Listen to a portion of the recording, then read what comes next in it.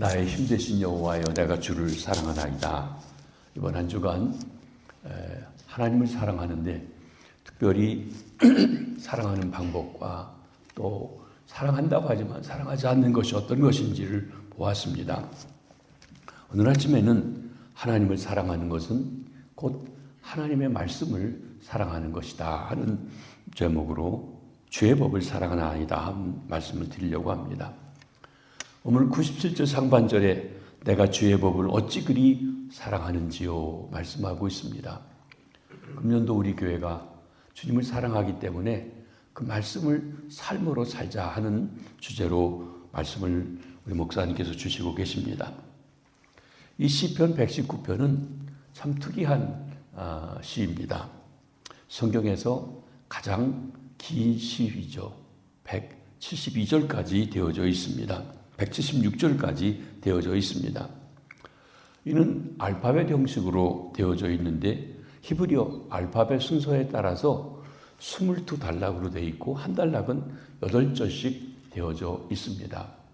그리고 히브리 원본을 보게 되면 첫 단락은 그 앞에 시작하는 단어가 전부 히브리어 첫 번째 단락인 알렙으로 되어 있고 두 번째 단락은 베스, 세 번째 단락은 기메어, 네 번째 단락은 달렛, 이런 식으로 해서 22개가 전부 다 이렇게 그 알파벳 순서대로 되어져 있는데 8절씩 8절씩이 시작하는 단어들이 같은 그 자음으로 시작되어 있는 아주 특이한 개관시라고 불려진 히브리 시의 별미를 보여주는 그런 시 중에 하나라고 할 것입니다. 오늘 본문은 13번째 단락의 맴에 해당합니다. 영어로 하면 M에 해당하는 시 부분입니다. 시편 119편은 인생의 참된 의미와 가치가 창조주이며 구속주이신 하나님의 말씀을 순종할 때 실현된다는 점을 교훈해주고 있습니다. 시편 119편에는 하나님의 말씀에 대한 동의어를 9개를 사용해서 말하고 있습니다. 그러니까 율법, 증거, 규례, 율례, 법도, 계명, 약속, 판단, 길, 다 같이 하나님의 말씀인데 다른 표현을 사용해서 하나님 말씀을 소개해주고 있습니다.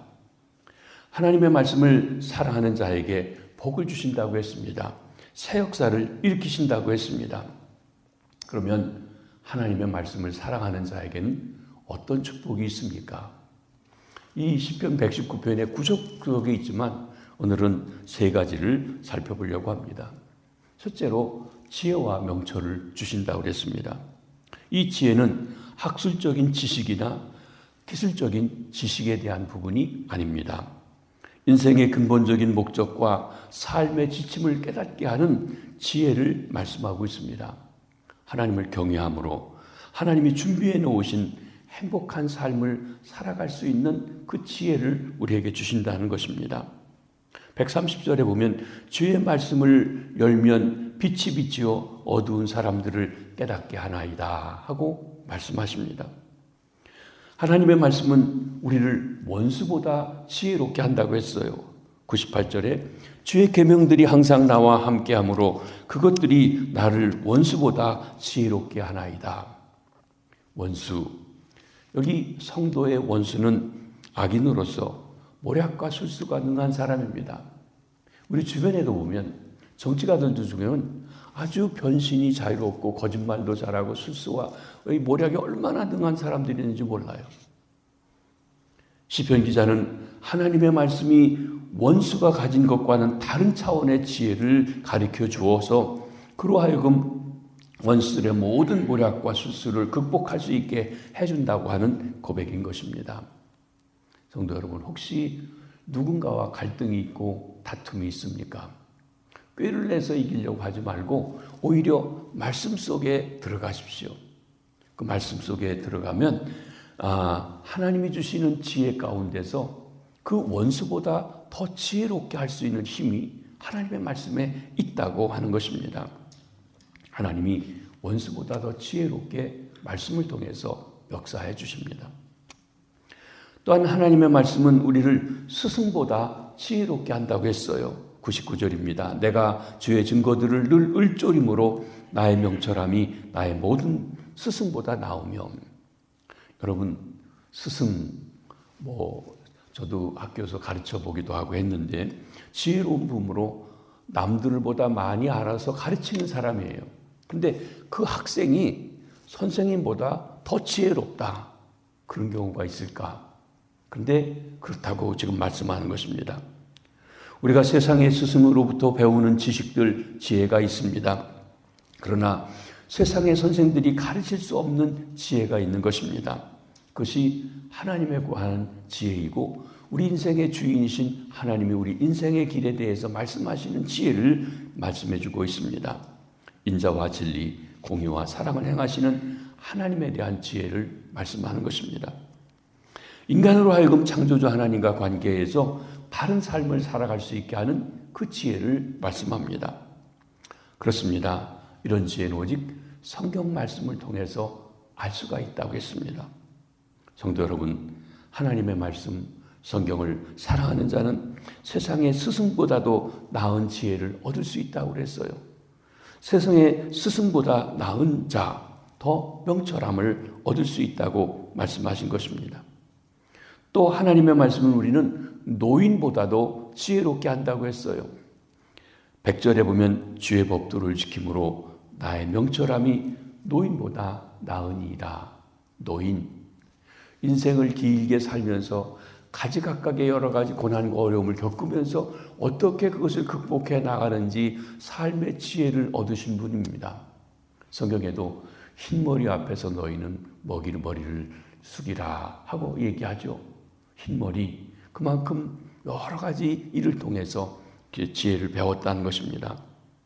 그러기에 나름대로 젊은이들이 배워야 할 인생의 지혜를 갖고 계신 것입니다. 그런데 시편 기자는 깨달은 것은 참 지혜는 오랜 인생의 경험에서 오는 것이 아니라 하나님의 말씀, 그 말씀을 순종하고 깨닫는 데서 인생에 대한 참 지혜도 온다는 것입니다. 그렇습니다. 때로는 나이는 많이 먹었는데 바른 삶의 지혜를 갖지 못하는 사람들도 있어요. 그러나 젊고 어려도 하나님의 말씀 속에 인생에 대한 바른 환경을 가지고 살아갈 수 있다고 하는 것입니다. 말씀에 대한 순종에 앞서 하나님을 경외하는 마음, 사랑하는 마음을 가져야 합니다. 하나님을 경외하는 마음이 있어야 하나님의 말씀을 순종하게 됩니다. 나아가 하나님의 말씀을 순종할 때 인생을 행복하게 하는 참 지혜를 누리며 살아갈 수가 있는 것입니다. 그러기에 지혜란 인생을 설계하신 창조주 하나님의 관점에서 인생의 문제들을 바라볼 수 있는 것입니다. 그것이 우리에게 지혜를 주는 것입니다. 인생의 경험을 통해서 어느 정도 지혜를 얻을 수 있습니다. 그러나 창조주 하나님의 말씀인 성경은 인생을 진정 행복하게 하는 그런 힘을 우리에게 준다고 할 것입니다. 우리가 금년도 하나님을 사랑하면서 특별히 말씀을 사랑하자고 말씀하신 주제 아래서 이 하나님 말씀을 더 깊이 깨닫고 나아가 보다 지혜롭게 이 땅을 살아갈 수 있게 되시길 바랍니다. 또한 두 번째로 하나님을 사랑하는 자에게는 정결한 삶을 주신다고 그랬어요. 첫째는 지혜를 주신다. 두 번째 정결한 삶을 주신다. 하나님은 거룩하신 분입니다. 그렇기 때문에 우리가 하나님과 가까이 하고 하나님을 알고 하나님을 섬기게 되면 거룩하신 하나님 앞에서 우리가 거룩한 삶을 살게 됩니다. 살아야 하기도 합니다. 출애굽기 19장에 보면 하나님이 시내산에 임재하십니다. 장엄한 모습이죠. 땅이 흔들리고 온 땅이 먹구름이 끼고 그리고 산이 불 같은 것이 올라오고 거기 하나님 오시는데 그 하나님이 그곳에 오실 때 그 주변에 오지도 못하게 했어요. 산 기슭에 오지도 말아라. 죽는다. 거룩하심이 나타난 표현이기도 합니다. 그런데 그 하나님과 함께 할 때 우리가 거룩한 삶을 사는데 하나님의 말씀은 우리 죄를 씻어서 정결한 사는 힘을 주십니다. 그래서 우리 마음을 깨끗하게 하여 하나님을 바라게 하는 것입니다. 우리 죄가 더러워졌는데 죄로 더러워진 것조차도 알지 못해요.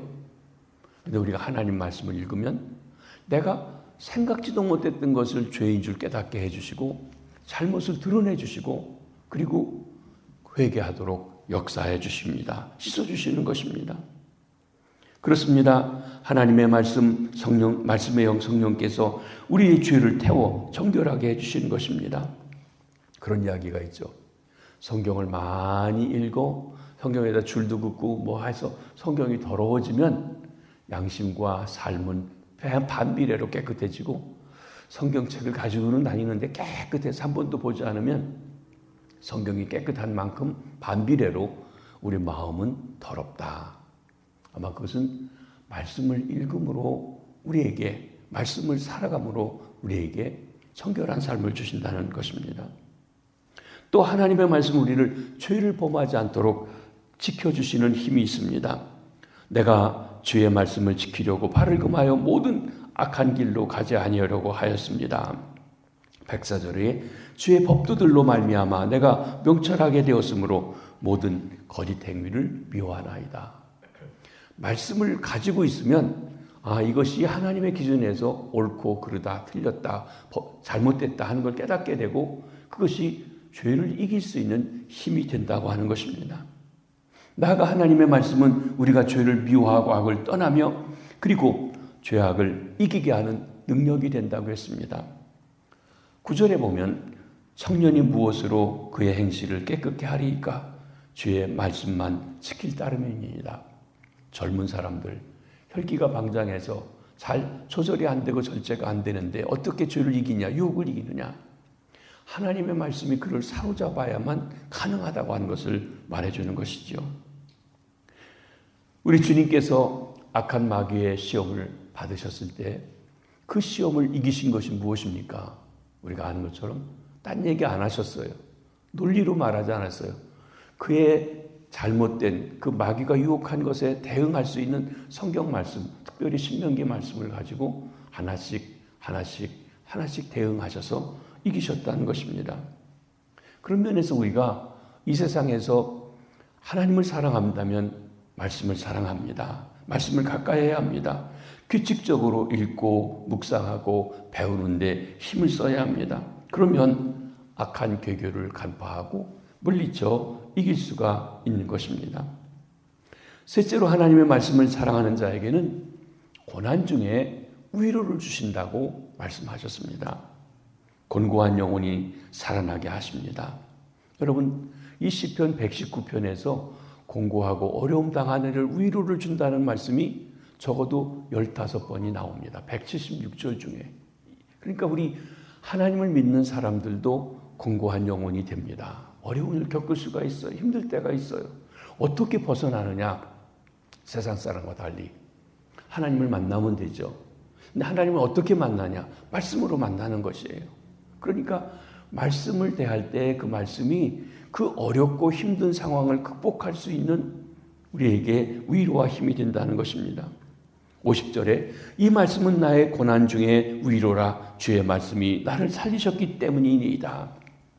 107절에 나의 고난이 매우 심하오니 여호와여 주의 말씀대로 나를 살아나게 하소서. 사랑하는 성도 여러분, 혹 우리 영혼이 공고합니까?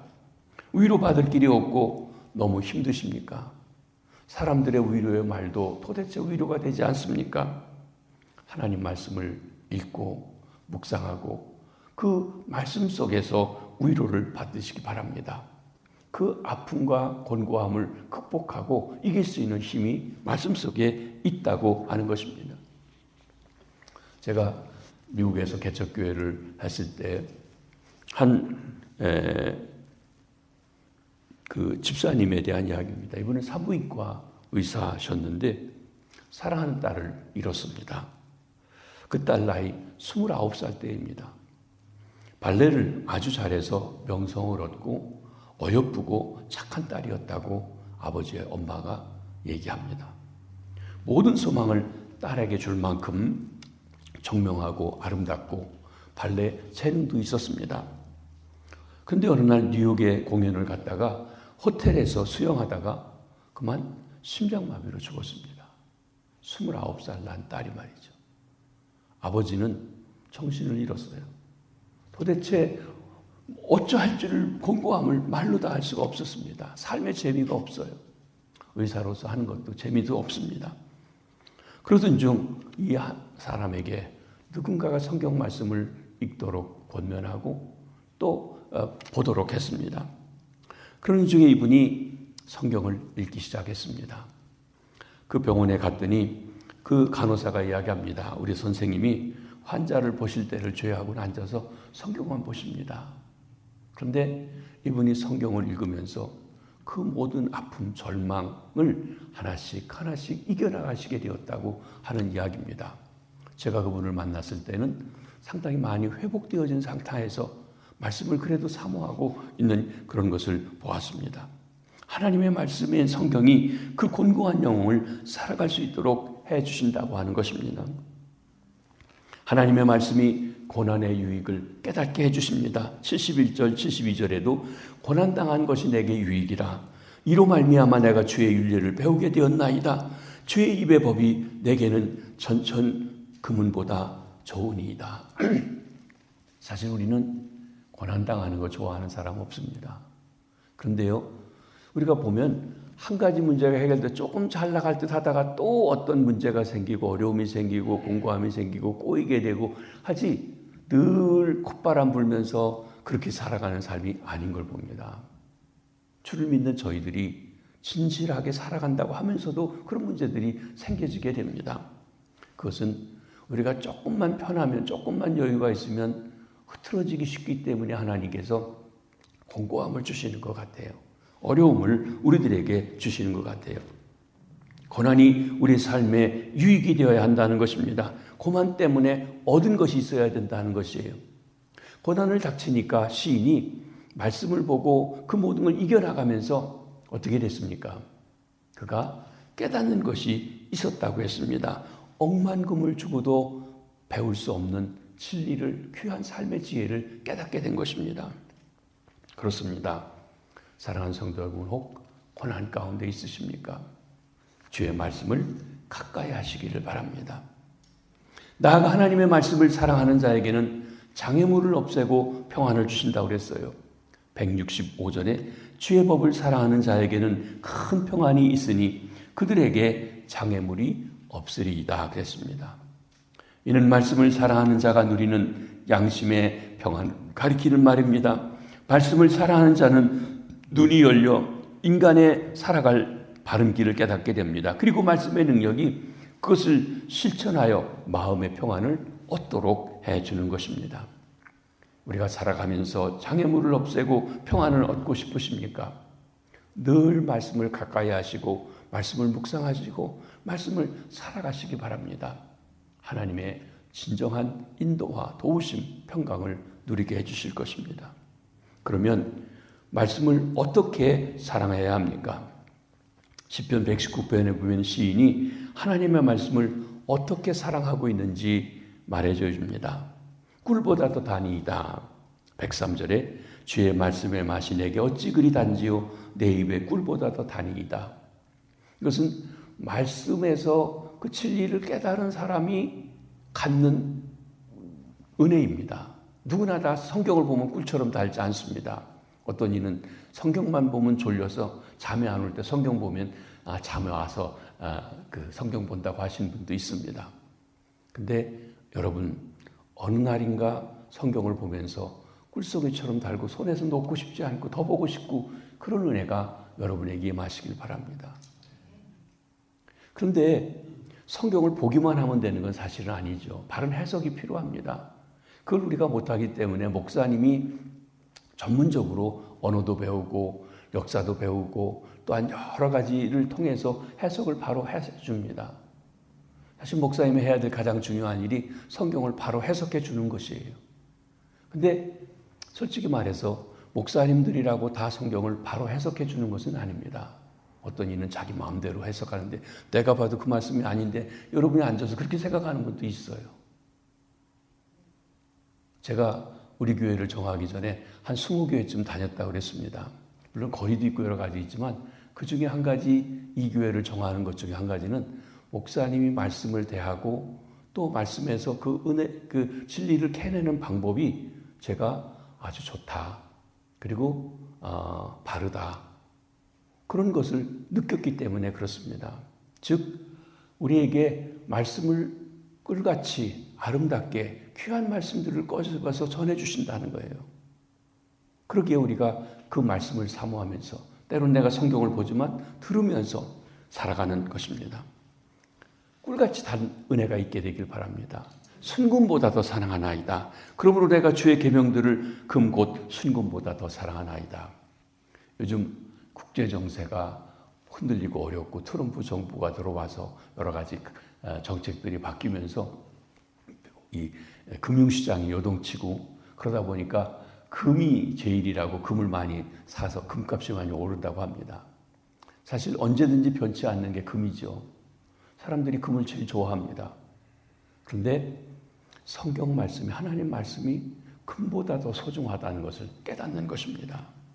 얼마나 좋은 것인지요. 목마른 사람처럼 입을 헐떡였나이다. 131절. 내가 주의 계명들을 사모함으로 내가 입을 열고 헐떡였나이다. 여러분, 말씀이 너무 좋아서, 말씀이 너무 귀해서, 은혜가 되어서 헐떡헐떡하면서 더 이렇게 해보신 경험이 있으신지요? 그런 은혜의 자리까지 나가시게 되길 바랍니다. 그러면서 시인이 하나님의 말씀을 사랑하기 때문에 어떻게 했습니까? 첫째로 묵상했다고 했어요. 작은 소리로 읊조렸다고 했어요. 97절에 내가 주의 법을 어찌 그리 사랑하는지요.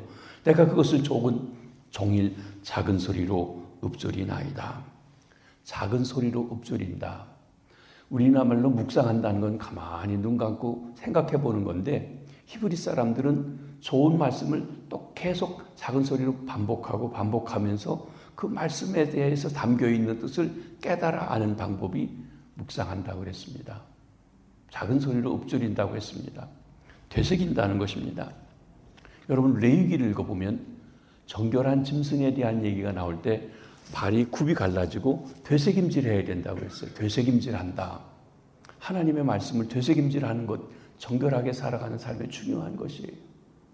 사실 한번 들은 말씀을 내가 되새길 때 그 속에서 합니다. 우리 목사님이 얘기하실 때 생각해보면 합니다. 그러면 여러분 생각할 때 아니 자꾸 자기 생각 얘기하나 하지만 그 말은 뭐냐면 내가 하나님 말씀을 반복해서 되새겨 보니까 이런 뜻이 나오더라 하는 그런 이야기죠. 그렇죠?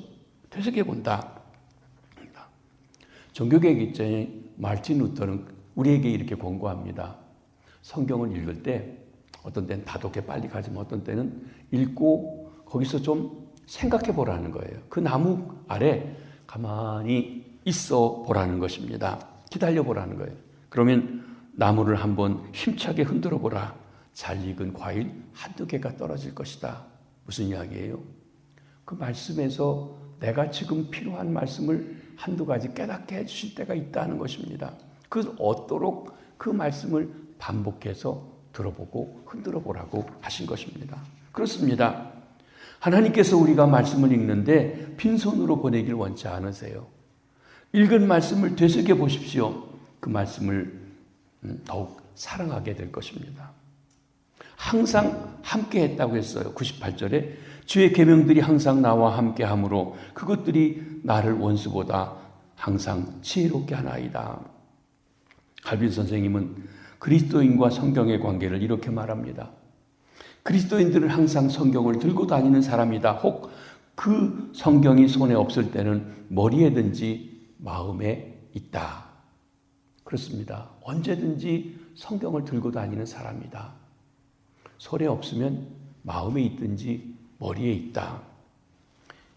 여러분, 우리가 하루에 신약 한 장, 구약 3장을 읽으면 1년에 성경 한 번을 본다고 합니다.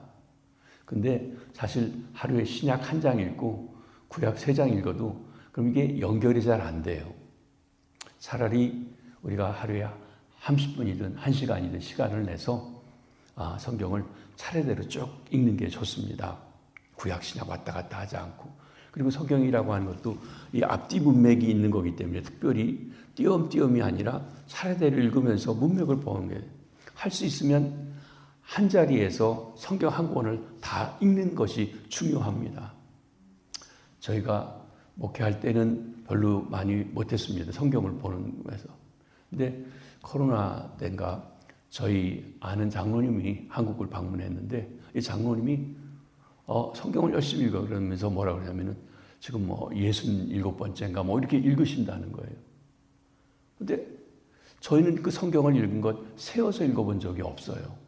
그때부터 우리도 성경을 세어서 읽어보자. 읽으면 한독했다 두독 쓰기로 하고.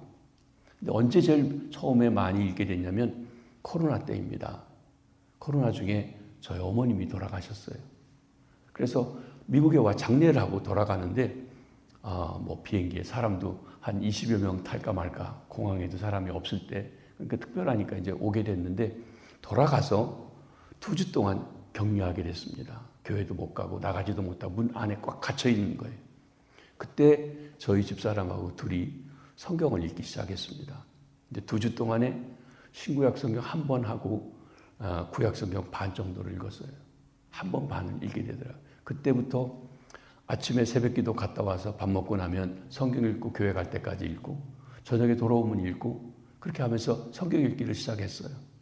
그랬더니 한 20여 번 마치고 은퇴하게 됐어요. 미국에 와서 은퇴하고 나서 뭐 할까? 성경을 계속 읽자. 하여튼 100번이 될 때까지는 서로 읽어보자. 열심히 읽습니다.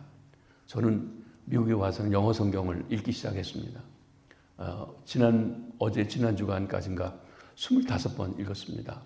가만히 보니까 한 달에 한 번 정도를 읽는데, 그럼 도대체 하루에 몇 시간씩 읽습니까? 아침 밥 먹고 9시부터 12시까지. 특별한 일이 없을 경우입니다. 점심 먹고는 우리가 다른 활동을 합니다. 저녁에 여러 가지 활동하다가 7시 내지 7시 반부터 9시까지, 9시부터는 기도해야 되니까. 그리고선 읽으면, 저희 집사람의 경우는 한 열이틀 정도면 성경을 한 번씩 읽는 것 같아요. 저도 20일, 또 지난번에는 15일. 그러니까 열심히 읽습니다. 한번 그렇게 해보고 있는데, 여러분들도 성경 읽는 거에 하루에 1장, 3장, 그렇게 가지고는 이게 그 말씀을 따라가기가 어렵습니다. 한 번 읽는다 하더라도 집중적으로 읽는 것이 필요하다는 것입니다. 그리고 깊이 캐는 말씀에 대해서는 우리가 잘 그 연구할 수 있는 힘이 없기 때문에 그건 목사님께서 해주시라고 맡기고 우리는 타독하는 건 우리가 할 수 있다고 하는 것을 말씀드립니다. 내가 직접 읽는 것도 좋지만 요즘에 앱에 읽어주는 게 있어요. 그리고 나는 눈으로 따라가는 게 있어요. 그러면 훨씬 더 읽는데 도움이 되는 걸 보았습니다. 그런 방법도 하실 수 있습니다. 또 성경 말씀을 가르침 받았다, 지켜 행했다가 있습니다. 106절에 주의 의로운 규례를 지키기로 맹세하고 굳게 정하였나이다. 하나님 말씀을 깨닫게 되면 그 말씀을 지켜 행하여야 되는데 지켜 행하기로 했다는 것이에요. 주께서도 그랬죠. 산상수훈을 말씀하시면서 내 말씀을 듣고 지켜 행하는 자는 집을 반석 위에 세우는 자 같으나 말씀을 듣고 행하지 아니하는 자는 그 집을 모래 위에 세운 어리석은 사람과 같다. 내가 들은 말씀을 하나라도 지켜 행하려고 하는 간절한 마음이 필요하다는 것입니다. 아는 것과 행하는 것이 하나가 되도록 해야 합니다. 거기에 힘이 있고 능력이 있고 새 역사가 있습니다. 2025년 우리 교회가 하나님을 특별히 하나님의 말씀을 사랑해서 말씀을 삶으로 사는 것 일에 대해서 주제로 하고 목사님 우리에게 말씀을 주고 계십니다. 우리가 마음을 다하고 뜻을 다하고 정성을 다해서 주님을 사랑하되 금년에는 말씀을 사랑하시게 되길 바랍니다. 아마 지난번에 목사님 말씀하시기를 곧 성경 읽기 캠페인 한다고 그랬어요. 이번에는 작년보다 우리가 배나 더 많이 읽게 되길 바라요. 열심을 내서 말이죠. 말씀을 사랑하는 의미에서. 그리고 말씀을 들으면 깨닫게 되고 지켜 행함으로 우리 모든 성도님들이 더욱 주님을 사랑하는 귀한 역사가 있어지시게 되길 바랍니다. 기도하겠습니다. 주님을 사랑합니다. 그러기에 말씀을 사랑합니다.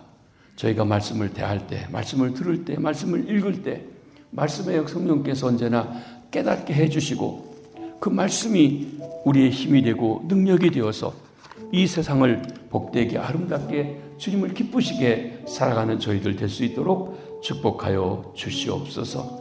주님, 우리 교회가 하나님의 말씀을 사랑하며 배우며 읽으며 그 말씀을 살아가는 아름다운 교회로 영광 돌리게 하시옵소서. 내일 거룩한 주일을 오늘 준비합니다. 하나님, 예배를 인도하는 모든 분들, 찬양팀을 축복해 주시옵소서. 기도하시는 장로님 기름 부어주시고 기도로 준비하며 우리 온 성도를 대표하여 드리는 기도에 역사하여 주시옵소서. 말씀을 준비하시고 전하시는 목사님, 말씀에 성령의 기름 부으심이 있게 해주시고 말씀을 통하여 우리가 주님을 만나며 주의 음성을 듣는 복된 시간 될 수 있도록 하나님이여 온 힘을 기울여 준비하시는 목사님에게 은혜위원회를 더해 주시옵소서. 성도들을 맞이하기 위해서 안내하시는 분들, 성도들이 사랑의 교제를 나누기 위해서 음식을 장만하시는 분들, 하나님 교회 구석구석을 정리하며 준비하시는 분들, 특별히 우리의 다음 세대들, 젊은이들, 어린이들, 청소년들 축복해 주시옵소서. 방송팀, 하나님이여 음향팀 함께 해주셔서 우리가 온전히 주 앞에 예배하게 해주시고 온 성도들이 마음을 다해 준비하여 주 앞에 예배하는 복된 날 될 수 있도록 은혜 베풀어 주시고 오늘 예배를 준비하는 복된 날 되게 해주시옵소서. 감사합니다. 축복합니다. 예수님의 이름으로 기도하옵나이다. 아멘. 자유로 기도하시겠습니다.